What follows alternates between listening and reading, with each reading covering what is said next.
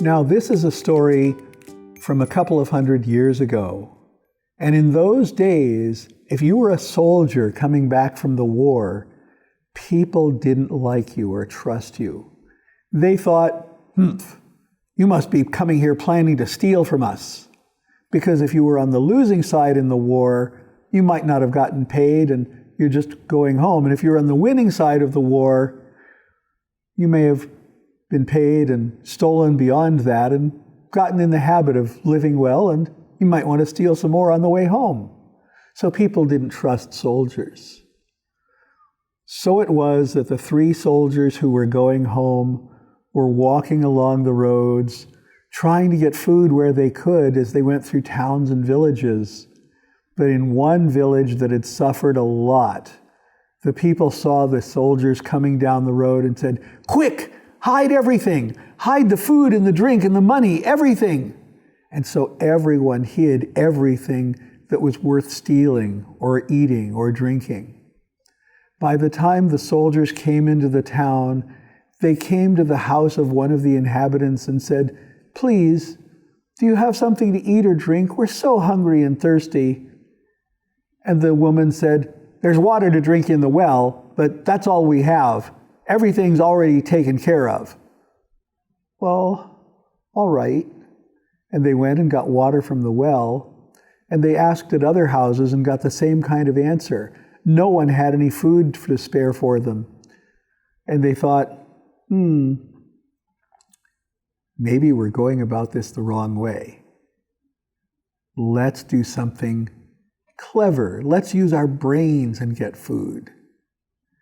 And one of the soldiers said, "You know that shiny stone I picked up? Let's use it." And the next house they went to, instead of asking for food, they said, "Could we borrow a cooking pot?" "A cooking pot? Well, I suppose so, sure. What are you going to do?" "We're going to make a pot of stone soup." "Stone soup? How can you make stone soup?" "Well, we've got a special soup stone." And the person who loaned them the pot was curious and came out to watch what they did. And they built a little fire in the town square and set up the pot on top of the fire and said, "Now we need water." They got water from the well. And they put the stone into the water and it began to boil. And one of the men got out a spoon and tasted the water and said, "I think it needs a little bit of salt," and turned to the man who'd loaned them the pot and said, "Do you suppose there's a little bit of salt you could let us have for the soup?" Well, the man was so surprised, he said, "All right," and he went back and got a little bit of salt. And they put the salt into the water. Well, other people were seeing what was going on and came back and said, "What are you doing?" "Oh, we're making stone soup, but it needs something else." "Does anyone have an onion?" "An onion? Well, yes, I think I have an onion."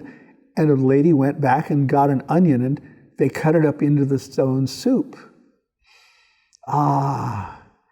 This would be so much better if we had some carrots. One of the other people was watching and said, "Carrots? Is that all you need?" And went back and got some carrots. And they chopped up the carrots and put the carrots into the soup. Oh, if we just had some potatoes, this would be a soup fit for a king, don't you think? And one of the other villagers said, "Well, maybe I could find a potato or two." And they brought back some potatoes, and soon other people from the village were bringing back more and more. They had to move the soup to a bigger pot, and it was going to taste so good. The local baker brought out some bread because clearly this soup was going to be too much for just the 3 soldiers, and other people who had brought food should be able to share it, and they needed bread to go with the soup. And by the time the soup was ready, they had a huge pot of soup and a huge table that they'd put together, and bread on plates and bowls for the soup. And they had such a fine time as everyone in the village shared the soup that the soldiers had made. the villagers didn't stop to think about the fact that only the stone was brought by the soldiers.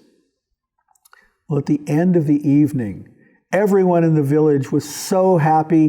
One of them offered the soldiers a place to stay in the hay in her barn. And when the soldiers left the next day, they said, "You have treated us so well, we're going to make you a gift.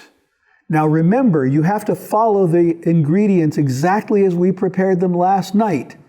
You only start with the stone and then season everything else to taste. And here is the soup stone that we're going to leave you for your next batch."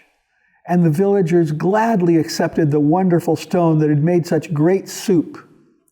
And as the soldiers walked out of town, they walked along the road, and one of them said, "Now keep an eye out. We want a really nice stone for the next bowl of soup."